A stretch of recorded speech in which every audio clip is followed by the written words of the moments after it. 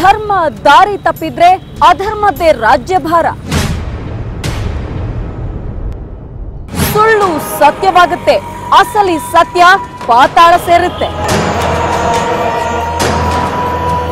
ಆದ್ರೆ ಒಂದಲ್ಲ ಒಂದು ದಿನ ವಾಸ್ತವದ ಅರಿವಾಗುತ್ತೆ.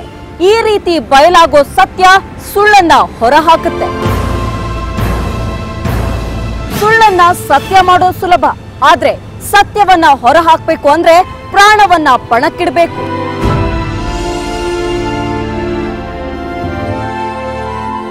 ಇದೇ ಕಾರಣಕ್ಕೆ ಮಹಾರಾಷ್ಟ್ರದ ATS ಚೀಫ್ ಹೇಮಂತ್ ತಯಾರಾಗಿದ್ರು. ಪ್ರಾಣವನ್ನೇ ಪಣಕ್ಕಿಟ್ರು. ಅವರ ಸಾವಿನ ಹಿಂದಿನ ಅಸಲಿ ರಹಸ್ಯವಾದ್ರೂ ಏನು? ಇದೇ ಈ ವಾರದ ಸ್ಯಾಟರ್ಡೆ ಸಸ್ಪೆನ್ಸ್.